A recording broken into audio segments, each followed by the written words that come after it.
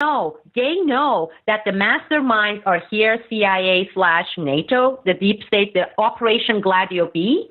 They know the network's head is here in the United States, and the United States has been harboring this terrorist, this mullah, this ayatollah in the United States. You're listening to the Corbett Report. Welcome, friends. This is James Corbett of CorbettReport.com, coming to you in a special joint production with NewsBud.com. Today we're going to be talking to Sibel Edmonds and Spiros Skouras about the topic that has taken over the news headlines over the weekend, and that is the attempted Turkish coup that took place on Friday and was quickly quelled, but certainly has created a stir and is going to have geopolitical ramifications in the coming weeks and months. For sure. It's an interesting situation, especially because we were talking about it 6 or 7 months ago here on the Corbett Report and on BoilingFrogsPost.com with Sibel. I wrote a newsletter editorial back in the beginning of December of 2015, Is Erdogan being set up for a NATO-backed coup? And then a couple of weeks later, Sibel and I talked about that very possibility in an interview that we recorded towards the end of December. I mean, is it inevitable that Erdogan is being targeted here and that he's going to go down? And if so, how does that play out? Because they finally got to the point where they divided the country so much internally, and the opposition, so he does not enjoy what he enjoyed 2-3 years ago. He still had the majority support. That support has been diminished, is far below 50% now, and he's going to be replaced with someone much worse. I can guarantee you that, because history repeats itself in these countries, with someone like his predecessors. And I don't know if it's going to be a direct military coup, but the CHP, CHP party that are secularists, they, behind the scenes, some of the powerful factions within CHP, they have formed alliance with Gulen movement, which is mind-boggling. I'm talking about the most secularist party forming alliance with the mullah, who is absolutely advocating for fundamentalism, Fethullah Gulen. I never thought I would see such day that these two will join forces, and so you're going to see something like that. And but things are going to get worse. We're going to have more terror events in Turkey. It's going to happen, and it's going to come from many sides. There's going to be the Kurdish sides, then of course all the stuff that they are blaming on ISIS. It's going to be messier, but he's going. And Sibel Edmonds was even more explicit in an interview that she recorded with Lou Rockwell a little later on. You're looking at a country that is about to economically collapse anytime now. And your question was on Erdogan, and when you ask, well, what's happening and what's going to happen with Erdogan, that's going to be the major factor determining what's going to happen with Erdogan's administration.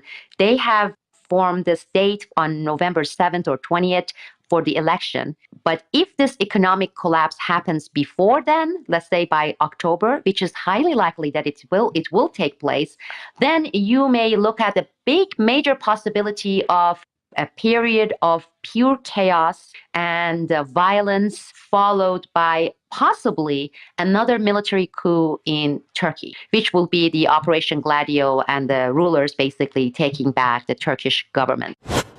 So, perhaps this is not surprising, but it is interesting that the way this all played out. So now we're going to have to try to sort out what is actually happening in Turkey, what just took place, what is about to take place, and who are the real players here, who was really behind what happened in Turkey over the weekend, and who is really in control at this point.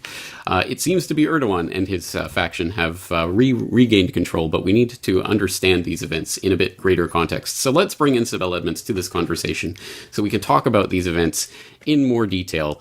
All right, we are working obviously with a moving news story, so by the time that you guys see this, who knows where this story will have moved on to. But at this point, we know that Erdogan is pointing a finger at Fethullah Gulen, who, again, should be very familiar to viewers of my conversations with Sibel over the years. And Gulen, of course, is saying, not me, Erdogan probably staged this himself. There are interesting elements pointing to, well, probably both of those possibilities being at least somewhat true, but I want to get Sibel's take on this. Sibel, let's start by breaking down the events of Friday. Your thoughts on the way this played out and how it either goes with or goes against the narrative that we're being told about this being some sort of spontaneous uprising by some angry military personnel. Well, Thank you, James. As you just mentioned, the story and the facts and the storyline keeps evolving, and it has changed to a certain degree since Friday, but as we see, it is changing on hourly basis. And just a quick note, a lot of people have been making comments about, oh, I'm an oracle, and I predicted looking at my crystal balls. But if they did listen to that interview we had, to that discussion, they would see that we basically connected the dots. And that was a pretty much educated guess, educated prediction of where things were being led to. As you know, they started in 2012, 2013 with those famous Taksim Square protests, were mostly designed by Gulen. And when we say Gulen, you're looking at an 80-year-old senile guy. He's just a figurehead. He is stationed here in the United States. He's been in the United States since 1997. He lives in several castles. His castles are protected by security guard, Apache helicopters. His net worth for his NGOs and foundations for this Mullah Gulen is estimated around 22 to 28 billion dollars. He owns and operates this terrorist, this Mullah Gulen, the largest charter school chain inside the United States. And together with his CIA handlers, he's been establishing hundreds of mosques in Central Asia, in Caucasus, even in the African continent, in Indonesia. And he's been living in the United States while wanted in Turkey as a terrorist since 1997, okay? So those protests were quashed. And after that, we saw this escalation, you and I, with all the propaganda during the elections, as the elections neared. So that was another attempt by the CIA, NATO, and Gulen faction to sway the public opinion and basically defeat or take Erdogan off power. That didn't succeed, despite all the trials, all the mainstream media propaganda, especially here in the United States, but to a certain degree with the English language version of some Turkish mainstream media, with operatives who are linked directly to Gulen and the CIA here, and all the think tanks that you and I have been talking about. And that was when I predicted that since the other attempts failed, those would have been some sort of soft coup. The next step would be attempting a coup, a military coup. And Turkey is not unfamiliar. Turkey has gone through 5 coups before, and the 1980s coup was the biggest one. And the coup was implemented by United States, by NATO, using Turkish military, because Turkish military is mainly under United States and NATO. Not on the paper, not according to the bylaws in Turkey, but that's how it's been for several decades, okay? As a NATO member, Turkish military takes their order, the military, from U.S. and NATO. So all the other things are kind of more cosmetic, election and presidents, etc. Yeah, they have some role within the internal politics, but when it comes to really big decisions, when it comes to really big implementations of big game plans, you're looking at Turkish military. So on Friday, we just found out through the Twitter and through the U.S. mainstream media here that coup was in play. And interestingly, as you would observe with many coups around the world, especially those implemented by military / CIA deep state, they always take place at night. Why? Because they want to take advantage of the time of the day when people are in bed. So by the time they wake up in the morning, it's all done deal, okay? Then they go about establishing curfew, and that usually lasts in 1980. When I was in Turkey, it lasted for 3-4 years in certain areas, the curfew, until they established themselves. Well, this fits that particular pattern. And then, of course, we started seeing the psych warfare. This was not present in 1980 coup in Turkey. There were no social media. There were no Twitter. We didn't have any Facebook. But Spiro and I spent that entire day in front of the monitor, in front of our computer, and we are checking all the information that is being poured into the social media channels, such as Twitter. And lo and behold, we see this tweet popping saying Erdogan is trying to escape the country. He is flying all over Germany, can't land. He wants to have asylum in Germany. The moment we saw this tweet, it was psych warfare written all over it. Because what would you like to do to demoralize people and make the coup successful? You either false information, declare the leader dead, And that is amazingly effective because people get demoralized. They're saying it's a done deal. We don't even have a leader anymore. Or they say your leader ran away. He left you and he wants to go and get asylum in UK or United States or Germany, which they tried to do. So at that point, I started chasing these tweets and saying, where is your source and where is the link? Where are you getting this information? To just show you how the phases of coup has changed, or the implementation tactic now, it's even in a way stronger, more multi-fronted, because social media, as it did with Arab Spring, as it did momentarily when we were seeing that possible Iran Spring, use of Twitter and Facebook to help the coup succeed by spreading rumor, by spreading misinformation. Well, it's very interesting, and you're absolutely right. And we've seen time and time again in countries like Turkey specifically, social media being shut down completely, and that is obviously going to control and influence a lot. Now, these tweets that you were talking about Erdogan fleeing the country and trying to seek asylum in Germany, you had called it right away that this was a psyop, and it definitely it still appears to be that way. And I had looked into the original source of this information, and from the best that I can tell, the first person tweeting about this is a guy named Kyle Griffin, and he works for MSNBC as a producer, and he tweeted out, this was mid-coup, that a senior U.S. military source tells NBC News that Erdogan refusing landing rights in Istanbul and is reportedly seeking asylum in Germany. Now, this was taking place as the coup was taking place, the attempted coup. There had not been any word yet from Erdogan or the government there. That at this point in time, the coup plotters had already taken over the press. They went in and shut down the media outlets, and they were saying that they had declared victory basically at this point. So this, like as you said, wasn't injected. It appears to be injected at this key specific point to try to stifle any kind of resistance to the coup. So it makes me question, well, who is this military source, and why are they saying this? Why is MSNBC running with this, NBC running with this? And then before you know it, like you said, it was everywhere. It was being tweeted everywhere, and then the jokes followed. Oh, Erdogan's the first Muslim who had been refused asylum in Germany, and all of that. But very interesting. It is interesting, but we can, and there were people who were actually tracking his flight in real time on Flight Radar 24, or whatever that site is, that shows that he really was circling around for a while and obviously not able to land. So something was happening. And it's interesting that, of course, that idea just gets floated and it seems to make sense. So it gets picked up and then rebroadcast out without anyone really checking what the source of that information is. I think, again, that is modus operandi for an operation like this. That, of course, raises the specter of the deep state and who was really in control of what was going on during those hours. And I think the most intriguing possibility of all of this is that the one that is now being floated in the mainstream. And I hope we don't need to point this out for our listeners, but I think it's incumbent on us to point out the hypocrisy of the mainstream media, that the idea that this could be a coup that was staged by Erdogan himself in order to crack down on opposition is perfectly conceivable and allowable because Erdogan is on the hit list. He is a bad guy. But if this was an American friend or ally, oh my God, the idea, oh, you're such a conspiracy theorist. What a crazy person you are.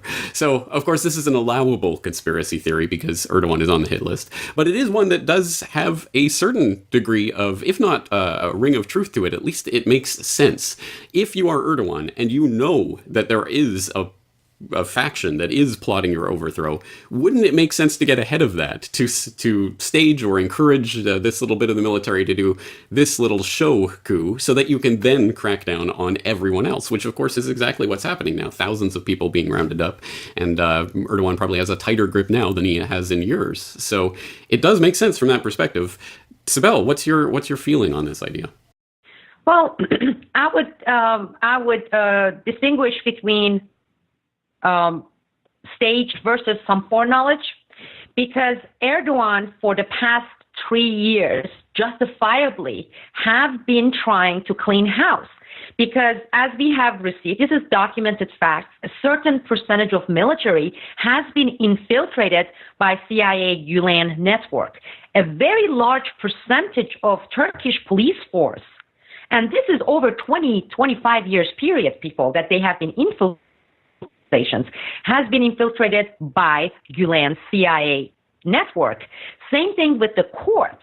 And every time he being Erdogan, even with facts and evidence, rounding up these people and removing them from the position, well, that was used especially by the Western media and the extension of Gulen network, including many media organizations in Turkey that are still under the control of Gulen movement. It became bad PR.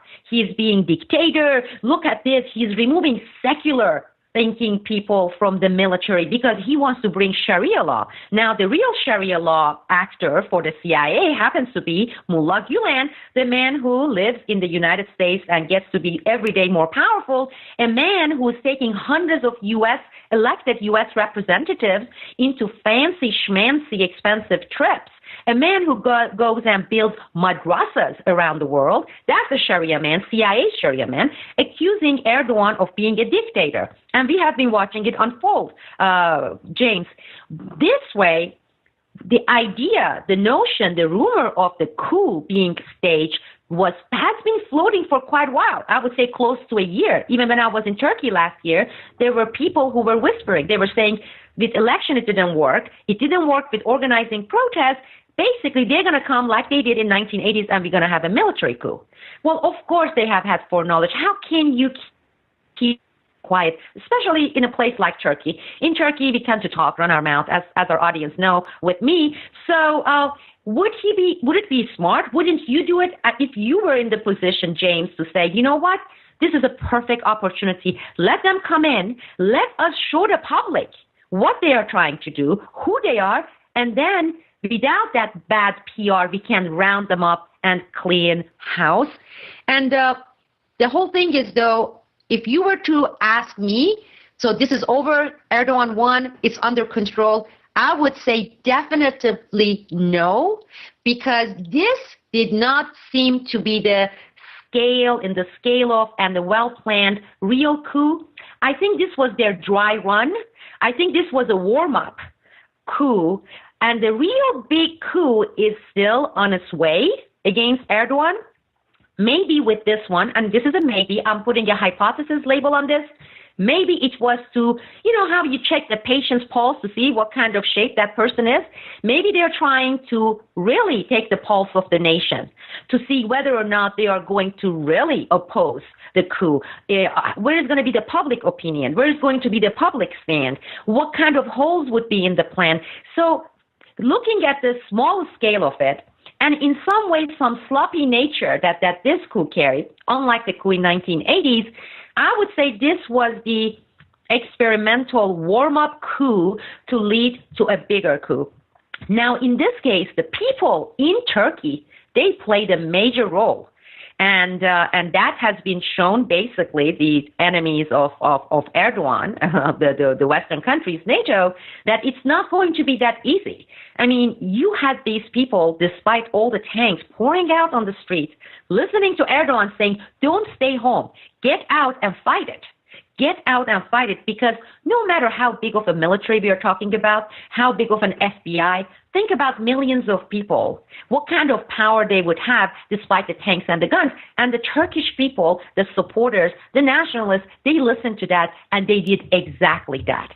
Now, this is, in a way, a positive thing to show, because Spiro and I, we were talking about this, and we said, would we see similar kind of reaction in the U.S.? If we had a situation like this, or would people go with their little cell phone under the bed and say, wake me up or let me know when it's over so I can get out because it's so dangerous out there? I mean, 270 plus people lost their lives. These people actually, they climb these tanks. Okay, and they were not armed because they don't, they don't have the gun rights in Turkey. So it was their fists. It was their arms. It was their determination to say, I'm going to put my life on the line to stop these coups, a coup that is being planned by the outside nations.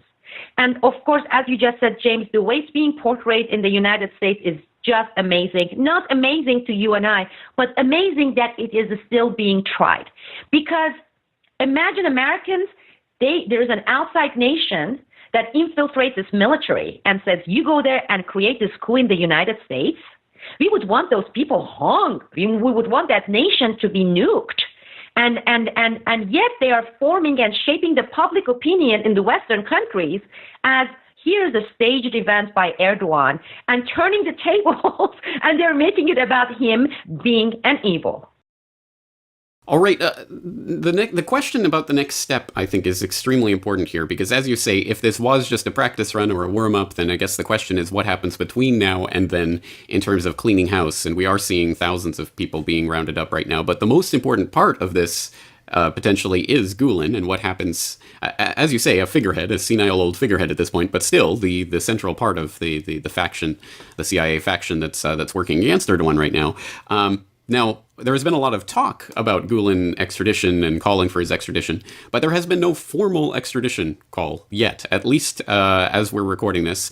The latest from Stars and Stripes, stripes.com, July 17th, 2016, Kerry says U.S. awaits formal request for Gulen extradition, saying that we have not had a formal request for extradition. This has to come in a formal package. Give us the evidence. Show us the evidence. We need a solid legal foundation that meets the standard of extradition in order for our courts to approve such a request. Is this really going to go ahead? Is the Erdogan government going to make a formal extradition call for Gulen? And if so, how does the U.S. counter that? And what's going to be the next step in all of this? Oh, wow, these were loaded questions, James. I will basically chop it in 3 segments in order to answer it comprehensively. As far as I have been reading, especially since 2013, Turkish Justice Department of Justice Department in Turkey, Adliye Bakanlığı, they have been sending all the things that are being requested by the FBI and the Justice Department here on Fethullah Gulen, okay? And so, of course, the bureaucracy is playing, oh, they didn't maybe tick this box, so we're going to send it back. Or maybe the signature was kind of faded, so we are still looking to authenticate the signature of the person who authorized this extradition request. That's the biggest bullshit I've ever heard. Turkey has been on the record demanding this man's extradition. Not only that, this terrorist Mullah Gulen, who operates the biggest charter school chain in the United States, has been under the FBI investigation for money laundering and all sorts of other criminal activities since 2009, 2010.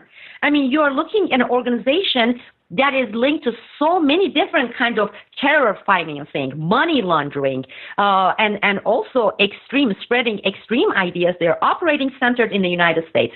I think as far as the extradition is concerned, what we will be seeing is even if they say, oh, now we have the formal extradition request, they can sit on that and make it last for 2-3 years because they're going to give him an opportunity to appeal that. And then after that, to appeal that particular decision, so they can drag it at least for 2 years. But I have seen and heard people floating the idea that his health has been deteriorating, Fethullah Gulen. The more likely scenario is he's going to die. You know, he's going to have a stroke, be hospitalized, or just die while all this extradition tango dance is taking place for show only between Turkey and the United States. But the most important point here is whether with Gulen's extradition being formalized, acknowledged by the United States or not, the real coup is not the one that was tried, that we saw on Friday. It is not over. Turkish people should not let their guards down. They should not get comfortable and say, hooray, we have rounded up 2,500, 3,000 people. The number, when we are looking realistically for Gulen network, including all the judges, you're looking at his own national security advisor, that being the snake that they just arrested.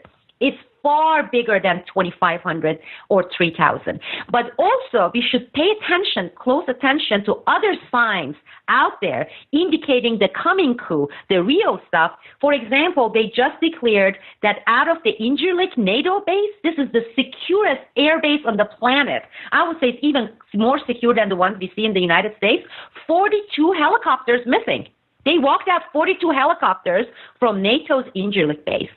And even though for the past half century, the United States and its allies, NATO allies, they have been keeping quiet how many nuclear warheads they have put inside the Turkey, okay? And it's not only Incirlik military air base as they are advertising. Turkey has had nuclear warheads for a long, long time. Just like Israel issue, that has been always kept quiet. and the 90 plus ones in NATO airbase is justified as NATO airbase. If you pay close attention, James, they keep floating now. These nuclear warheads, what if ISIS gets there? Okay? Think about this airbase that has weathered the entire Cold War era with no penetration, no danger, right? All the Al-Qaeda stuff, the military coup, and before that, the anarchy period in Turkey. And now suddenly you see them advertising the importance of the nuclear warheads in Incirlik base in Turkey. That is significant. That is going to be tied to the coming coup, because that would justify NATO and allies' action, because they have to go there, remove Erdogan, keep the country secure so that we won't be nuked. That's what they're going to use. And where the heck those 42 helicopters are today. And how the heck can you take out 42 helicopters from one of the most secure airbases in the world? So that's the kind of the BS line that they are selling the mainstream media to the people. But Turkish people have a role to play. We know, they know that the masterminds are here, CIA/NATO, the deep state, the Operation Gladio B. They know the network's head is here in the United States, and United States has been harboring this terrorist, this mullah, this ayatollah in the United States. And they can put pressure on Erdogan or facilitate his maybe already existing desire of playing tough, because Turkey can play tough. Why don't they shut down the U.S. consulates in Turkey? Wouldn't we have done that, let's say, in the United States, if it was, we didn't shut down Iran's embassy and consulates? We cleared them as an enemy working against the United States. They can put pressure on the United States. In fact, they should shut down the base and say it can't be operational. They can shut down the U.S. consulate. And there are enough Turkish people here that can actually assert some level of influence. They know where his foundation's quarters are, Gulen. They are trying to implement warm-up coup and then a big coup.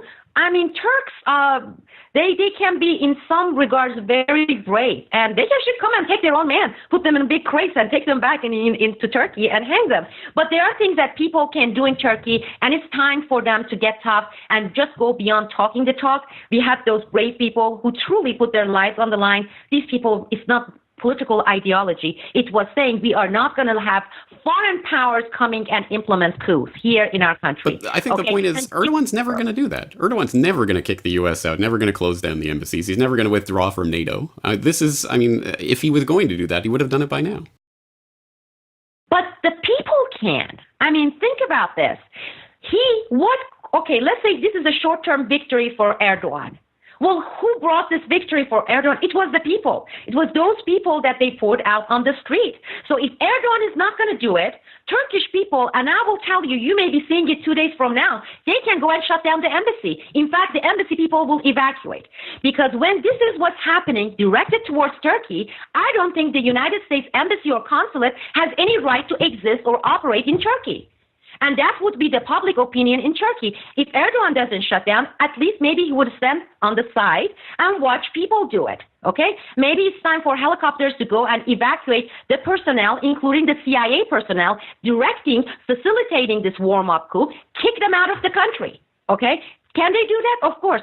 They keep showing the Iran hostage-taking situation. They never show what the United States did to Iran via its embassy and its CIA headquarters for Iran being stationed in the embassy. That is being censored. That's never talked about. Well, the same thing. Many of the CIA operatives, many of Gülen's handlers, they operate in Turkey. So Turkish people can go shut down military attaché in Ankara, the embassy. Can they do it? You put out there 15,000 people, and I will see how fast they are going to run for their lives. It would make some interesting parallels for the Jimmy Carter of 2016, aka Barack Obama, to end up with a hostage crisis at the end of his administration. I don't know. It's very interesting. I have no idea whether this is likely to play out this way, as you say, but it is certainly something that is possible, as you say, because it really was the people that really did make the deciding difference on Friday. And you're right. If they had just cowered under their bed and waited for the morning, things might look very different in Turkey right now. So I guess you certainly have a point there. All right.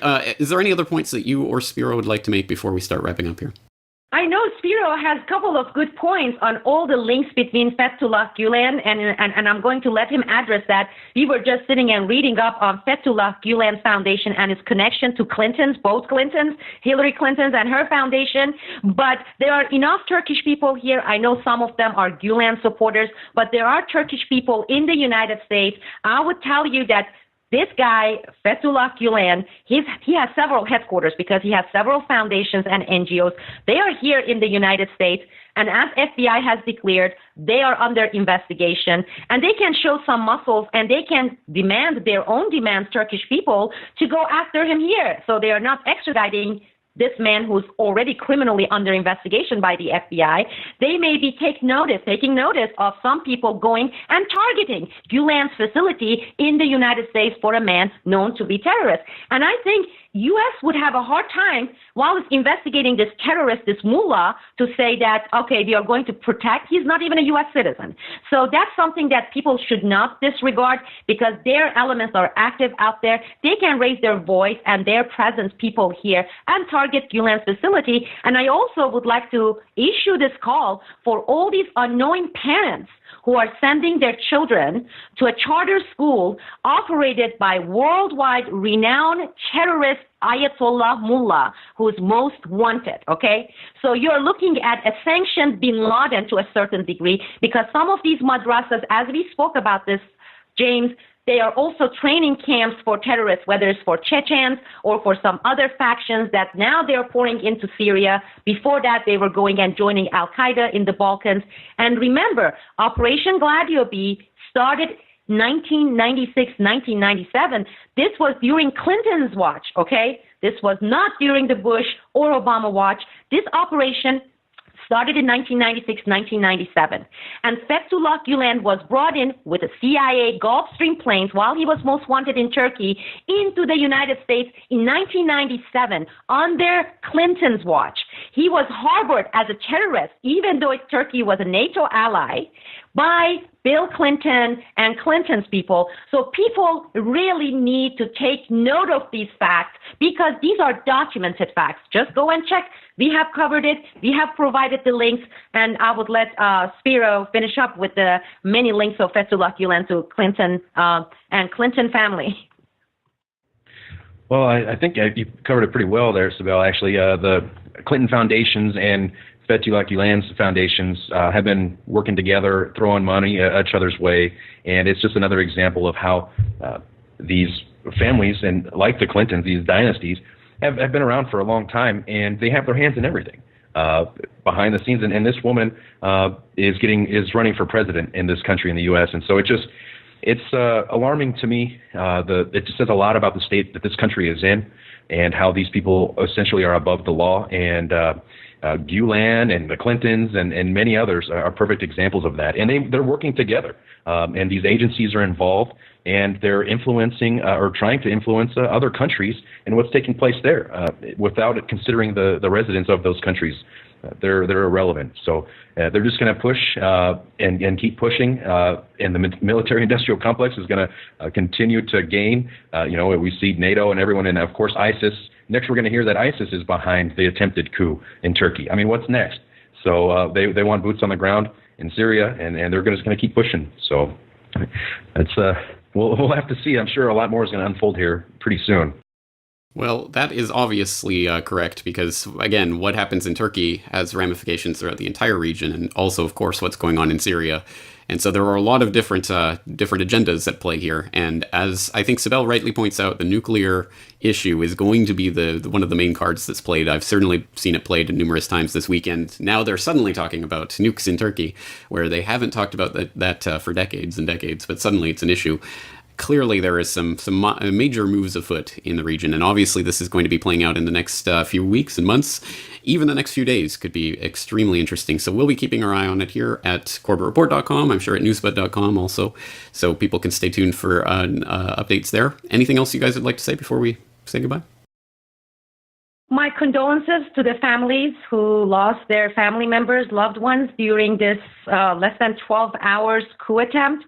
And again, I would like to repeat that people are not powerless. They have shown it times and time again in Turkey. And they of course, can expect and demand the authorities in Turkey to act upon this and shut down U.S. facilities in Turkey until they get satisfactory result and get these people back up. It's their sovereignty, and Turkey's sovereignty, any nation's sovereignty, needs to be respected. And if they don't get that, I believe Turkish people have to take it into their own hands and say, okay, we are going to go and shut down the enemy camps, because that's what we would declare. We would call them enemy camps. And currently, the role the U.S. mainstream media is playing and the United States government is against the interest of the people. People democratically elected, whether we like Erdogan or not. I'm not saying I'm in love with Erdogan. It is people elected him. That was people's choice. You don't respect it, shut down the United States Embassy, shut down the United States Consulate, shut down the think tanks, because that's another place where they harbor, and I know exactly which ones they are. We will talk about it. The CIA operatives, many of them operate through attaché consulates and the U.S. Embassy, but many of the NGOs, especially the Soros-funded ones, they do get issued diplomatic passports, and they funnel CIA operatives into Turkey. So the Turkish people can take it upon their own hands and go and shut down these hornets' nests and start doing it. Demand it. If your president, if your parliament is not doing it, you take it to your own hands, into your own hands, and shut down these institutions until they respect your sovereignty. All right. Well, that's quite the rousing call, so we'll leave it there. Spiros Skouras, Sibel Edmonds, thank you for your information, and I hope people will stay tuned to Newsbud and Boiling Frogs Post for more updates. Thank you for your time. Thank you. Now available from CorbettReport.com. The Data DVD Volume 4. Every podcast, interview, episode and article published on CorbettReport.com in 2011. All on 2 data DVDs. For details or to buy other Corbett Report DVDs, please go to CorbettReport.com/shop. But Turkish people have a role to play. They know that the masterminds are here, CIA/NATO, the deep state, the Operation Gladio B. They know the network's head is here in the United States, and United States has been harboring this terrorist, this mullah, this ayatollah in the United States. You're listening to the Corbett Report. Welcome, friends. This is James Corbett of CorbettReport.com, coming to you in a special joint production with Newsbud.com. Today we're going to be talking to Sibel Edmonds and Spiros Skouras about the topic that has taken over the news headlines over the weekend, and that is the attempted Turkish coup that took place on Friday and was quickly quelled, but certainly has created a stir and is going to have geopolitical ramifications in the coming weeks and months, for sure. It's an interesting situation, especially because we were talking about it 6 or 7 months ago here on the Corbett Report and on BoilingFrogsPost.com with Sibel. I wrote a newsletter editorial back in the beginning of December of 2015. Is Erdogan being set up for a NATO-backed coup? And then a couple of weeks later, Sibel and I talked about that very possibility in an interview that we recorded towards the end of December. I mean, is it inevitable that Erdogan is being targeted here and that he's going to go down? And if so, how does that play out? Because they finally got to the point where they divided the country so much internally, and the opposition. So he does not enjoy what he enjoyed 2-3 years ago. He still had the majority support. That support has been diminished, is far below 50% now.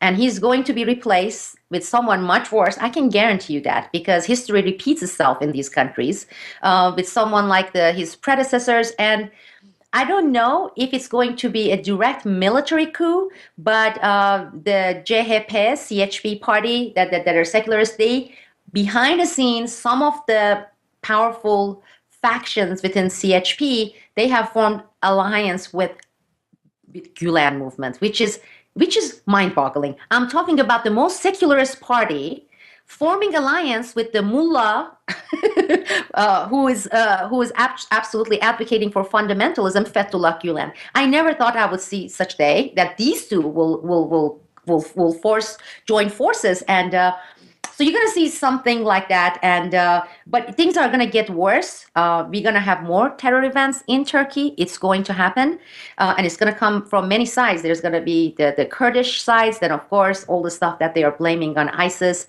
It's going to be messier, but he's going. And Sibel Edmonds was even more explicit in an interview that she recorded with Lou Rockwell a little later on. You're looking at a country that is about to economically collapse anytime now. And your question was on Erdogan, and when you ask, well, what's happening and what's going to happen with Erdogan, that's going to be the major factor determining what's going to happen with Erdogan's administration. They have formed this date on November 7th or 20th for the election. But if this economic collapse happens before then, let's say by October, which is highly likely that it will take place, then you may look at the big major possibility of a period of pure chaos and violence, followed by possibly another military coup in Turkey, which will be the Operation Gladio and the rulers basically taking back the Turkish government. So, perhaps this is not surprising, but it is interesting that the way this all played out. So now we're going to have to try to sort out what is actually happening in Turkey, what just took place, what is about to take place, and who are the real players here, who was really behind what happened in Turkey over the weekend, and who is really in control at this point. It seems to be Erdogan and his faction have regained control, but we need to understand these events in a bit greater context. So let's bring in Sibel Edmonds to this conversation so we can talk about these events in more detail. All right, we are working obviously with a moving news story, so by the time that you guys see this, who knows where this story will have moved on to, but at this point, we know that Erdogan is pointing a finger at Fethullah Gulen, who, again, should be very familiar to viewers of my conversations with Sibel over the years. And Gulen, of course, is saying, not me, Erdogan probably staged this himself.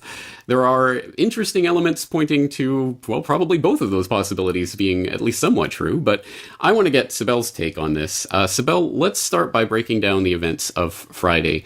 Your thoughts on the way this played out and how it either goes with or goes against the narrative that we're being told about this being some sort of spontaneous uprising by some angry military personnel.